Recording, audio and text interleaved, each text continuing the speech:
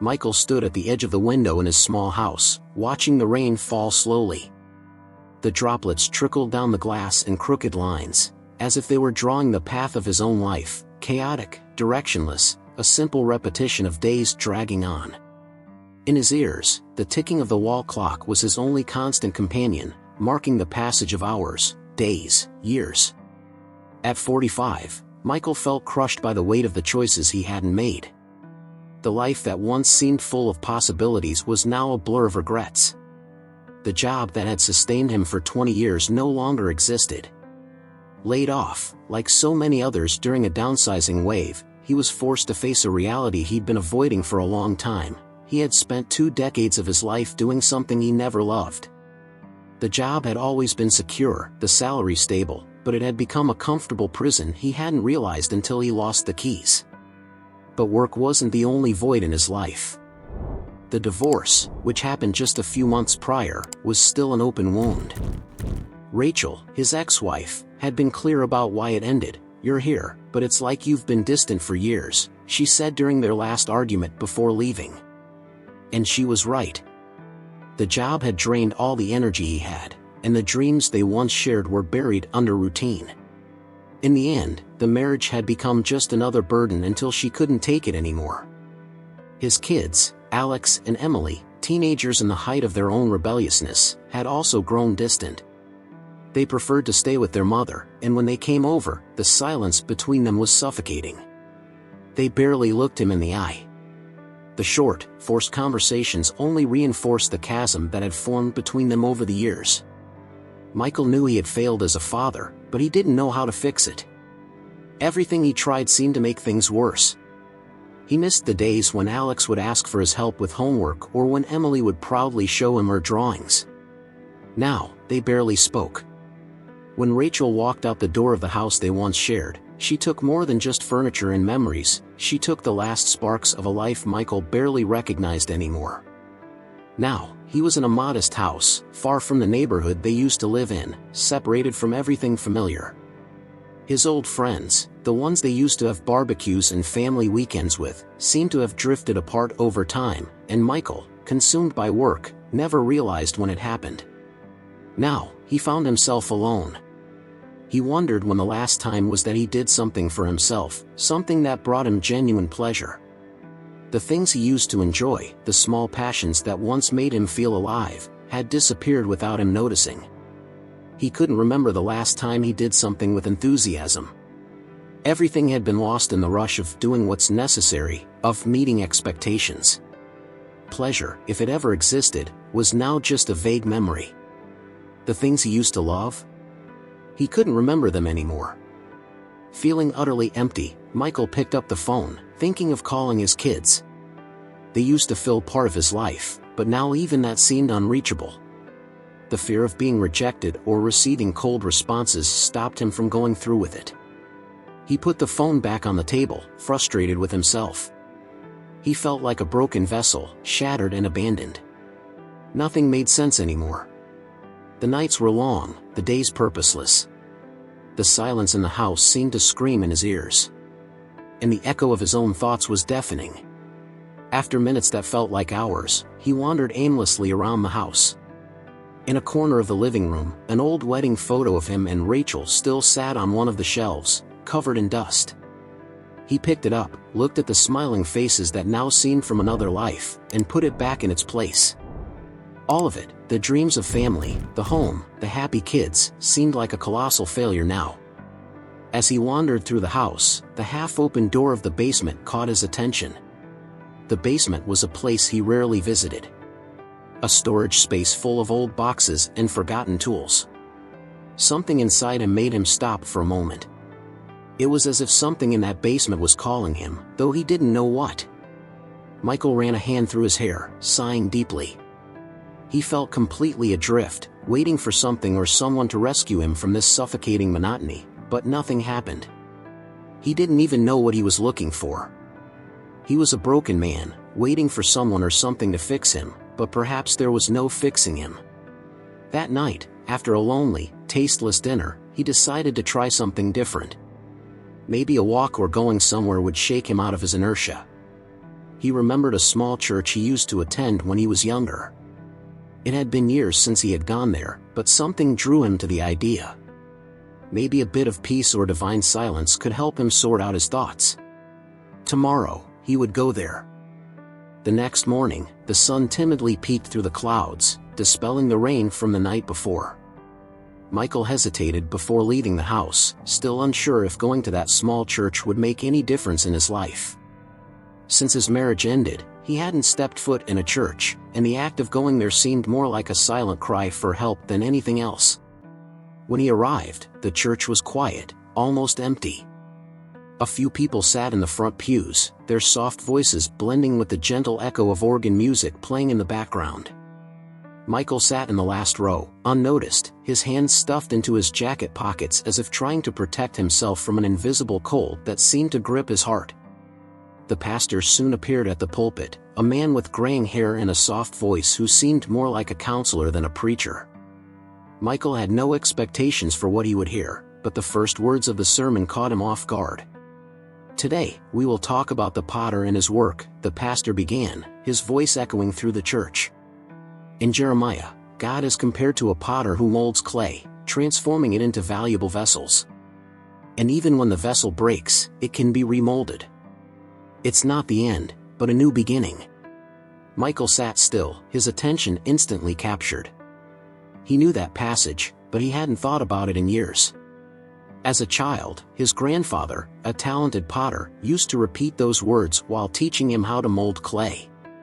He would say that the potter always had the ability to remake the vessel, no matter how broken it was. "Sometimes we feel like broken vessels," the pastor continued, his tone calm and full of meaning. "Our lives are shaped by pressures, by decisions we make or that are imposed on us, and little by little, we start to break. We feel like there's no hope. But like clay in the hands of the potter, we can be remolded. We can always find a new shape, a new life." The words hit Michael like a gentle, yet deep blow. He looked at his own hands, fingers lightly clasped in his lap, and felt a familiar weight in his chest. What the pastor was saying seemed to describe exactly how he felt, destroyed, shattered, incapable of putting himself back together. But what if there was a chance to be remolded? Could he, with all his mistakes, regrets, and losses, be transformed again? As the sermon continued, Michael's mind wandered to the afternoons spent in his grandfather's workshop. He could clearly remember the smell of wet clay, the sound of the potter's wheel turning, and the feel of the soft clay between his fingers as he shaped it. Those were simpler times when he believed he could be anything, an artist, a creator, someone who transformed the ordinary into something extraordinary.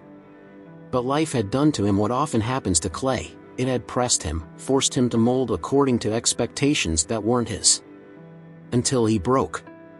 After the sermon ended, Michael sat for a while, reflecting. He felt something stirring inside him, like a small spark was about to ignite. It had been so long since he thought about his grandfather or the time he spent molding clay.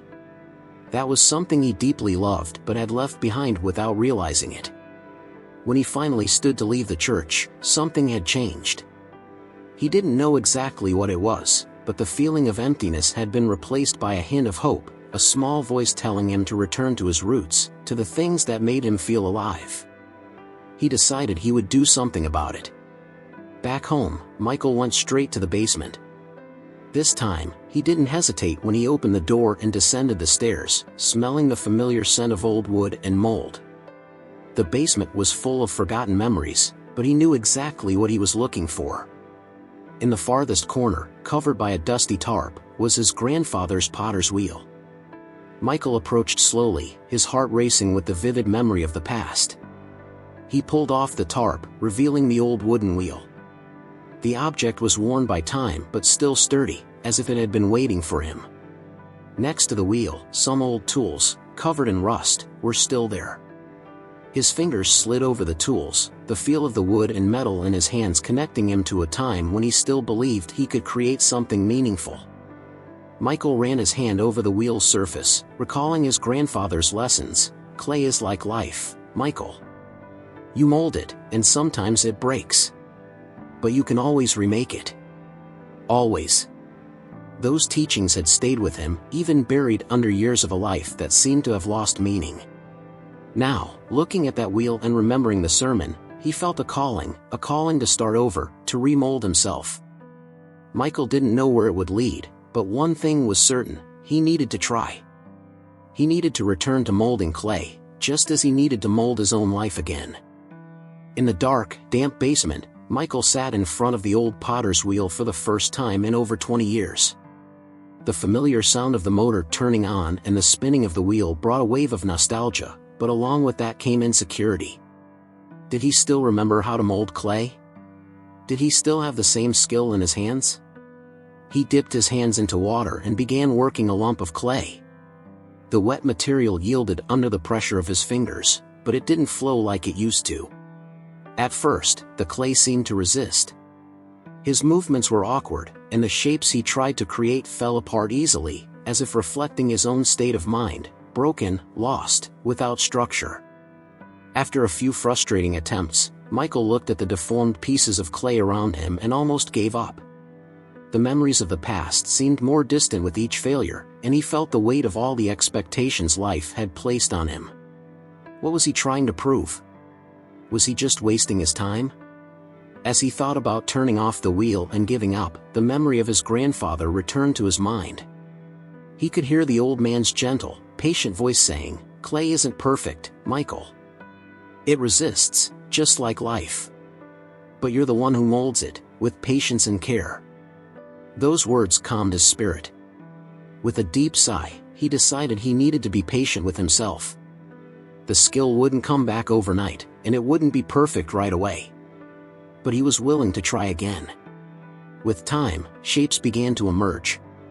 Small vases and bowls formed under his trembling hands, still imperfect but filled with something he hadn't felt in a long time: purpose. He worked in silence, focused, immersed in the art as a way to escape reality. The potter's wheel spun, and with it, the feeling that perhaps he could mold not just the clay, but his life as well. After a few weeks, Michael had accumulated a small collection of simple pieces: vases, bowls, plates. He knew they weren't masterpieces, but he also knew he was just beginning. The feeling of creating something with his own hands filled him in a way nothing else could. It was then that he began to wonder what to do with these pieces. They weren't just a hobby. Maybe, if he could sell them, he could turn this new phase into something more than just a distraction. And with the internet, selling his creations to others seemed like a real possibility. Michael set up a small online store, taking simple photos of his pieces without much expectation. He also started selling at local craft fairs, where the response was modest but encouraging. Each sale was like confirmation that he was on the right path.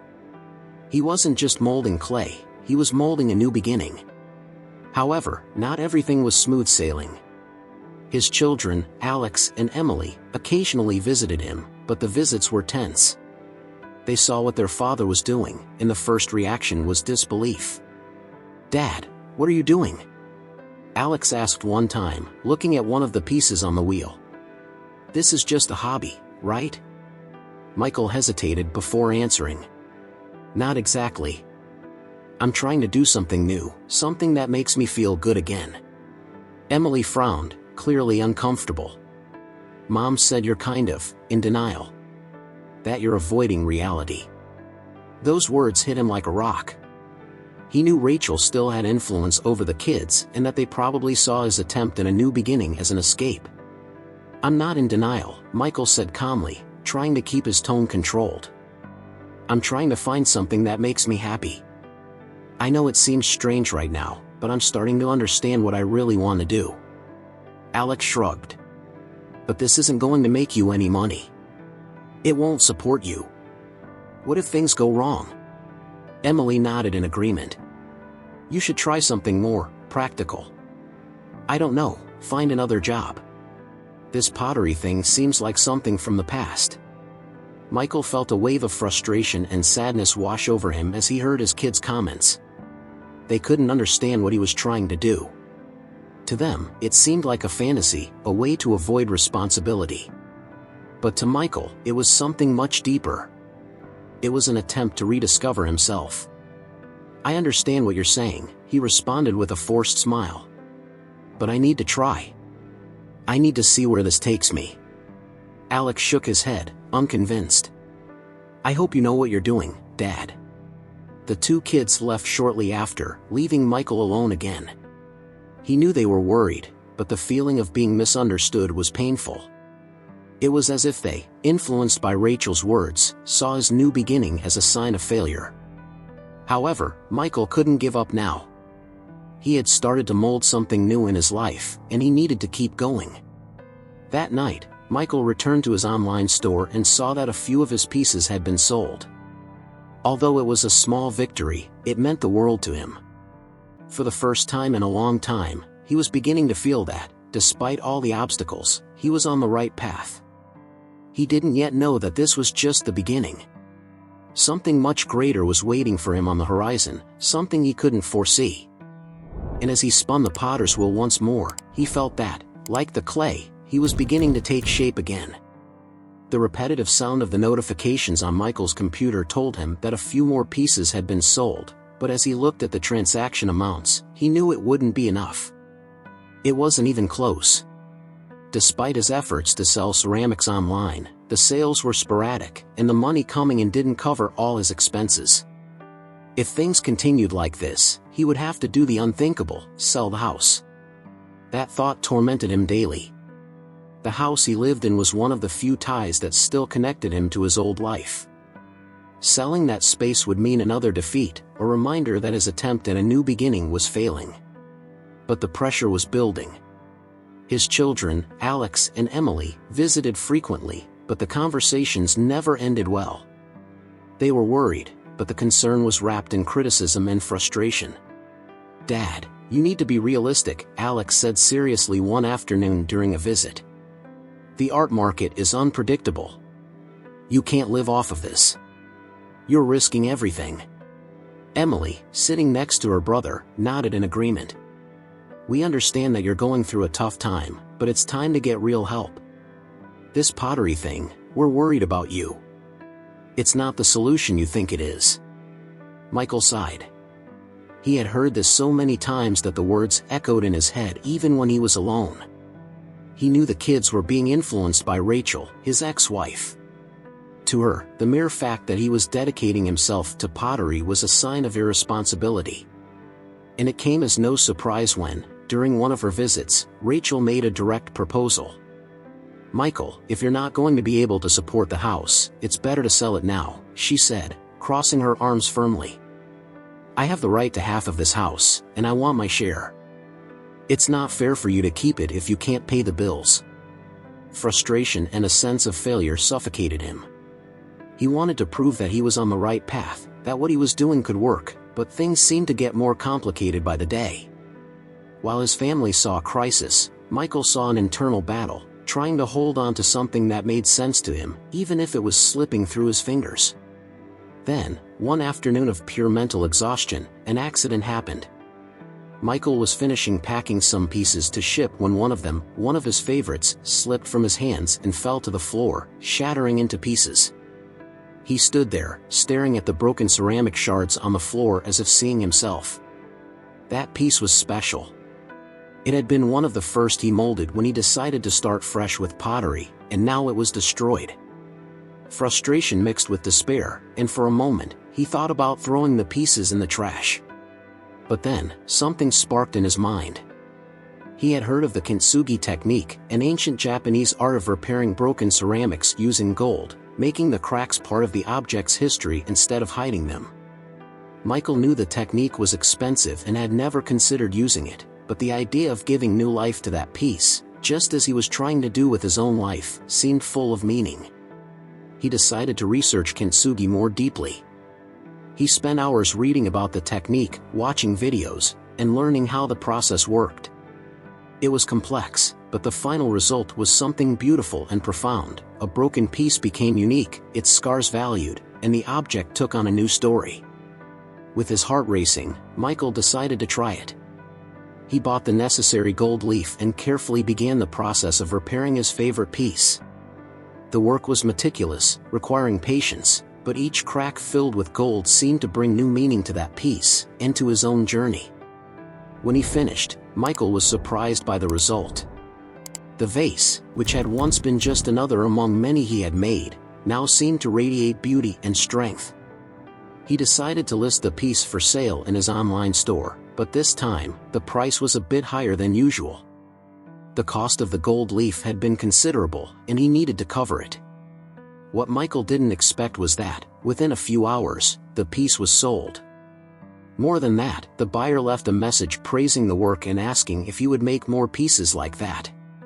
Other messages soon followed, from people interested in acquiring pieces made with kintsugi. Something inside him changed at that moment. For the first time, he felt he was on the right path.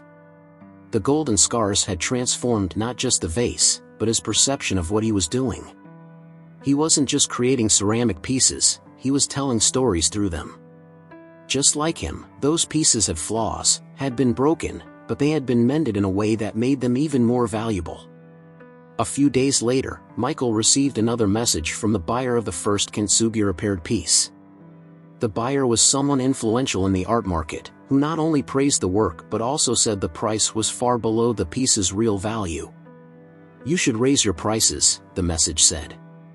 "These pieces have much more value than you realize, and there are people willing to pay for them. I'm interested in following your work. If you make more, please contact me directly." From that moment on, Michael realized he had something special. He decided to continue down that path. The broken pieces now had a new purpose. And more than that, he began sharing the process on social media, showing how he applied kintsugi to each piece, how he mended their scars with gold. People were captivated by the concept, by the beauty of imperfections, and by the story he was telling through his art. Orders began to increase, and with them, the prices did too.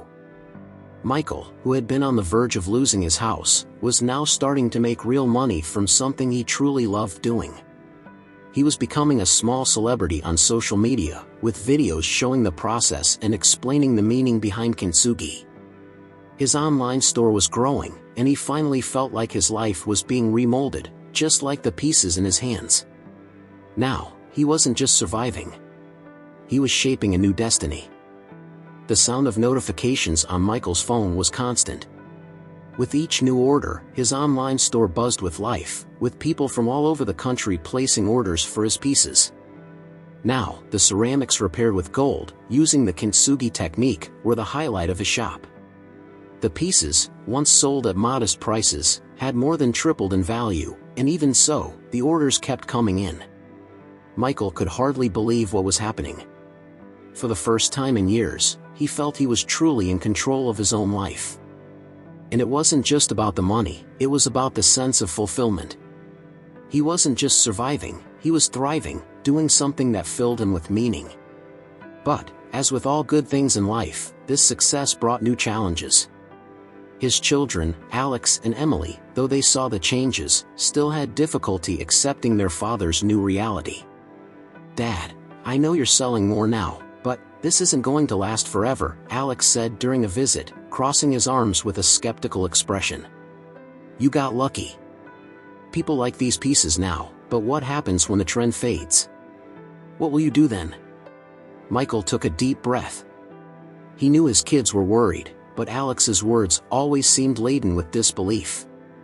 The fear that everything would collapse loomed over them. "Alex, I understand your concern," he replied, trying to stay calm. "But I'm finally doing something I love. The sales are growing because there's something special about these pieces. They're not just objects, they're stories. And people are responding to that." Emily, who was sitting on the couch next to her brother, looked at her father thoughtfully. "But do you think you can keep this going? Kintsugi is unique, but what if the demand drops? What if people just stop caring?" Michael realized that both of his children were echoing much of what they heard from Rachel. He knew she was furious about his sudden success.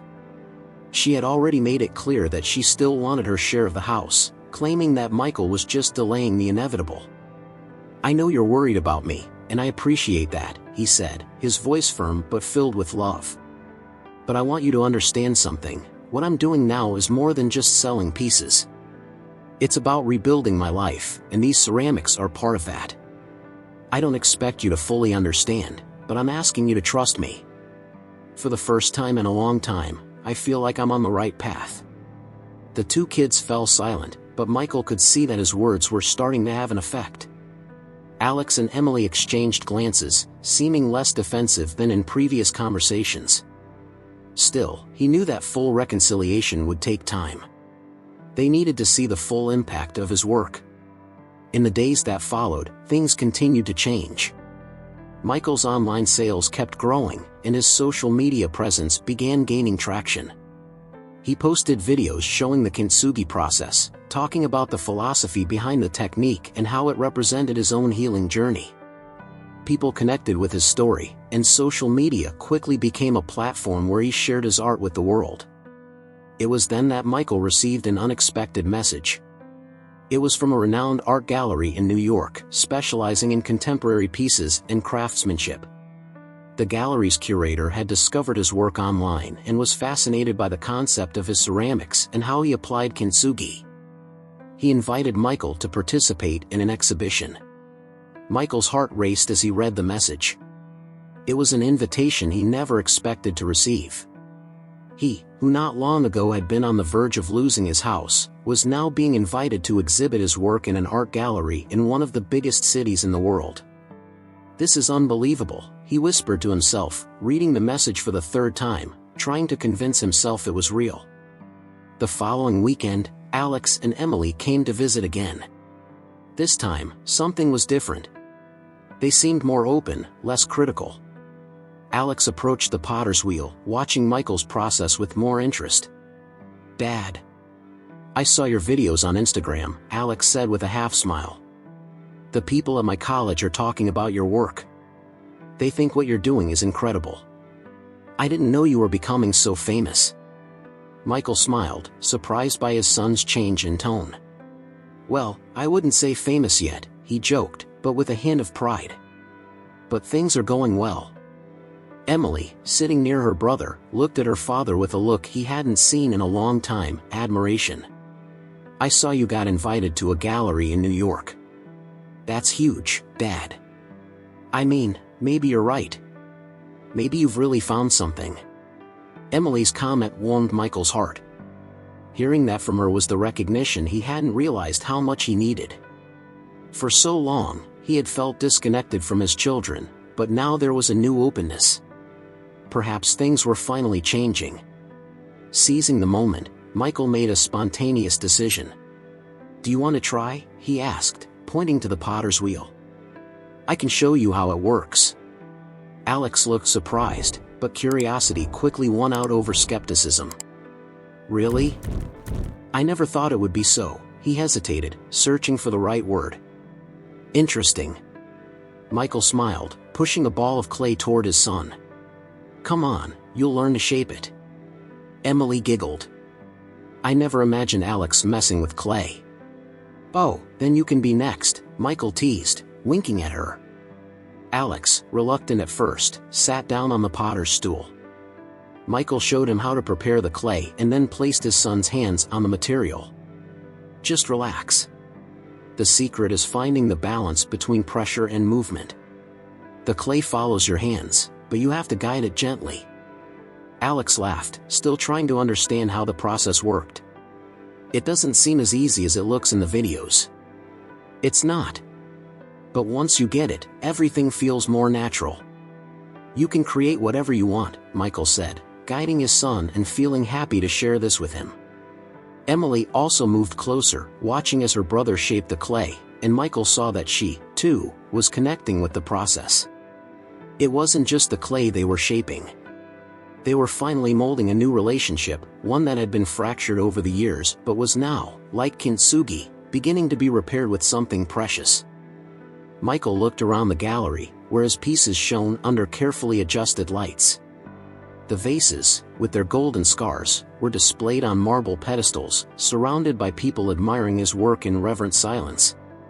He had never imagined he would make it here, but somehow, the journey had led him to this moment, the pinnacle of everything he had tried to build. The pieces he had crafted with such care told his story. Each scar mended with gold represented not only the fragility of the ceramics but also human fragility. Everyone carried scars, he knew that now. And what really mattered was how they chose to mend them, how they turned their flaws into something even more beautiful. Over the months, Michael had learned something very important. It wasn't about reclaiming everyone's approval or fixing everything that had been broken in his life. He knew Rachel still saw him as a failure and that she would never accept what he had become. Her attempts to pressure him for money and turn the kids against him continued, but he had something he never had before: inner peace. Michael no longer cared about her opinion. He had something much more valuable: the respect of his children and the certainty that he was on the right path. He had achieved this on his own, finding purpose in something that truly made him happy. For the first time, he knew who he was and what he wanted from life. He heard footsteps approaching and turned to see Alex and Emily entering the gallery. They smiled, genuinely proud of their father. Michael felt his heart fill with joy. It wasn't just the success of the exhibition that made him feel complete. It was the fact that he had regained his children. The relationships he valued most had been mended, just like the pieces he created. And although some scars were still there, he no longer saw them as weaknesses. "Dad, you did it," Alex said, stopping beside him. "Look at this gallery. Your pieces are incredible." Emily nodded with a radiant smile. "We're so proud of you." "Really? I don't think I ever imagined we'd see you like this, happy." "I didn't imagine it either, to be honest," Michael replied with a light laugh, his eyes shining with emotion. As his children explored the gallery, admiring his creations with awe, Michael walked over to one specific piece at the center of the room. This was his masterpiece, a broken ceramic that he had carefully repaired using the kintsugi technique, transforming what had once been just an ordinary vase into something absolutely unique.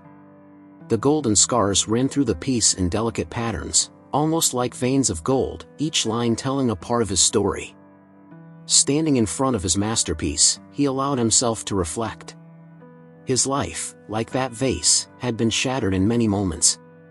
He had been broken by the pressure of a failed marriage, by the expectations he had never been able to meet, by the criticisms that had always made him doubt himself.